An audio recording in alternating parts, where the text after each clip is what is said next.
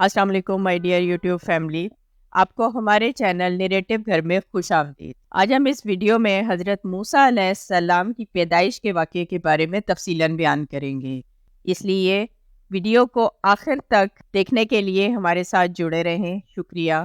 حضرت موسیٰ علیہ السلام کی داستان قرآن پاک میں سب سے زیادہ تفصیل سے بیان کی گئی ہے، جس میں ان کی زندگی کے مختلف واقعات اور ان سے حاصل ہونے والی تعلیمات کو بیان کیا گیا ہے۔ حضرت موسیٰ علیہ السلام بنی اسرائیل سے تعلق رکھتے تھے اور خاص پیغمبر تھے۔ وہ حضرت یعقوب علیہ السلام کے بیٹے لاوی کی نسل میں سے تھے۔ حضرت موسیٰ علیہ السلام کے والد کا نام عمران تھا اور بھائی کا نام حضرت ہارون تھا۔ حضرت موسیٰ علیہ السلام کی پیدائش کے وقت فرعون نے بنی اسرائیل پر ظلم و ستم کی انتہا کی ہوئی تھی۔ وہ بنی اسرائیل میں پیدا ہونے والے بچوں میں سے بیٹوں کو قتل کروا دیتا تھا، جبکہ بیٹیوں کو زندہ رکھتا تھا، کیونکہ اس کے نجومیوں نے اسے بتا رکھا تھا کہ بنی اسرائیل میں پیدا ہونے والا بچہ فرعون کے تخت کو الٹ دے گا اور ان ظالموں کو صفحہ ہستی سے مٹا دے گا۔ کئی ایک مفسرین نے بیان کیا ہے کہ قبطیوں نے فرعون سے شکایت کی کہ بنی اسرائیل کے بچوں کو ذبح کرنے کی وجہ سے تعداد دن بدن کم ہو رہی ہے، اور ہم جو ان سے اپنی خدمتیں کروا رہے ہیں یہ سلسلہ رک جائے گا تو یہ ایک بہت بڑا مسئلہ بن جائے گا۔ پھر فرعون نے دوسرا حکم جاری کیا کہ 1 سال بچوں کو قتل کر دیا جائے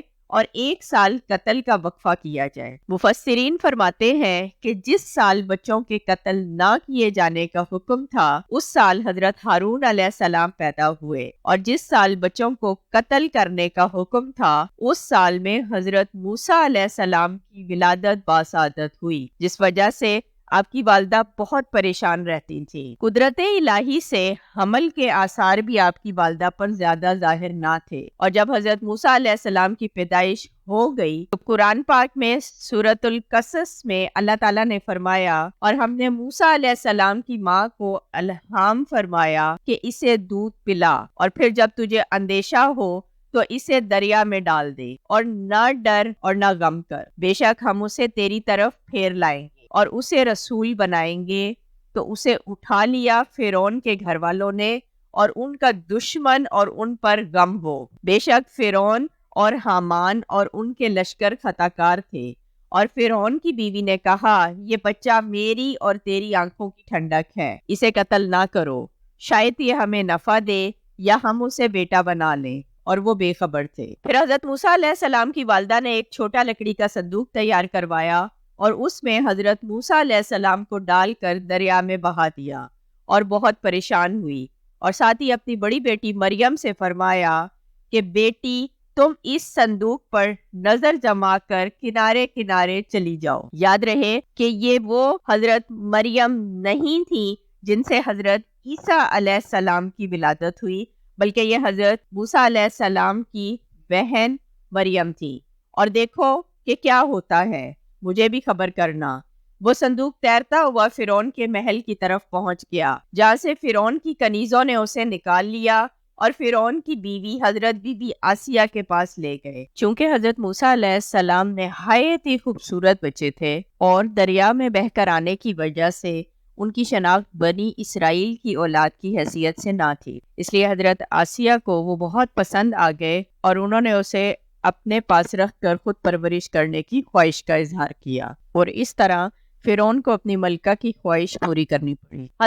حضرت آسیہ نے فرعون کو اس کے خونی ارادے سے باز رکھا اور بچے کو اپنی پرورش میں لے لیا۔ شاہی محل میں جتنی دائیاں تھیں سب کو بچہ دیا گیا، لیکن حضرت موسیٰ علیہ السلام نے بحکم الہی کسی کے دودھ کا ایک گھونٹ بھی نہ پیا۔ آخر کنیزوں کو بھیجا گیا کہ کسی دائیا کو تلاش کرو جس کا یہ دودھ پیے، چونکہ اللہ تعالیٰ کو یہ منظور نہ تھا کہ وہ اپنی والدہ کے علاوہ کسی اور کا دودھ پیے۔ جیسے ہی کنیزیں حضرت موسیٰ علیہ السلام کو لے کر باہر نکلیں تو آپ کی بہن نے آپ کو پہچان لیا، لیکن ان پر ظاہر نہ کیا۔ انہوں نے کنیزوں سے پوچھا کہ اس قدر پریشان کیوں ہو؟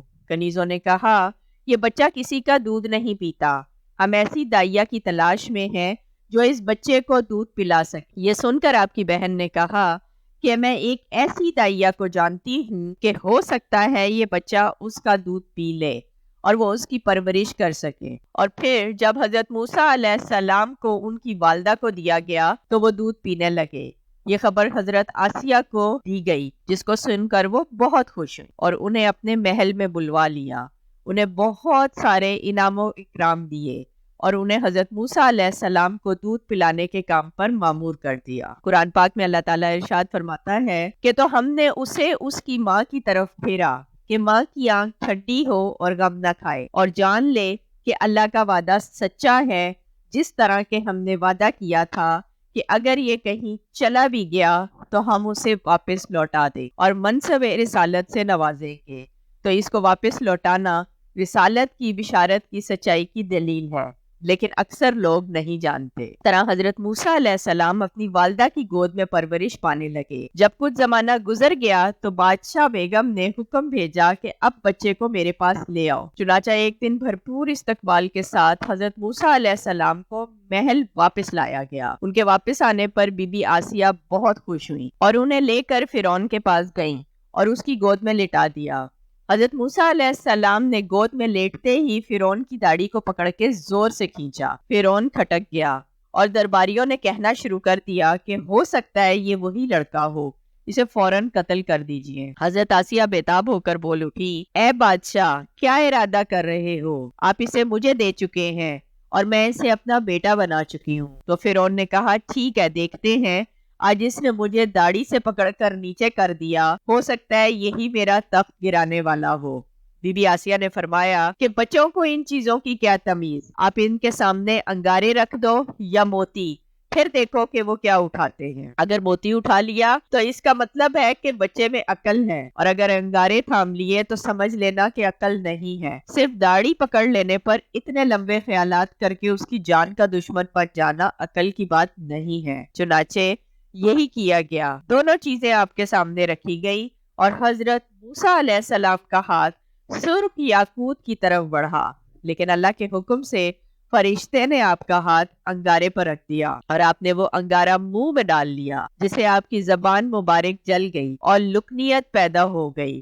اس طرح فرعون کا غصہ ٹھنڈا ہوا اور پھر حضرت موسیٰ علیہ السلام دربار فرعون میں، فرعون کے خاص محل میں، فرعون کی بیوی کی گود میں ہی پرورش پاتے رہے، یہاں تک کہ وہ بالغ ہو گئے۔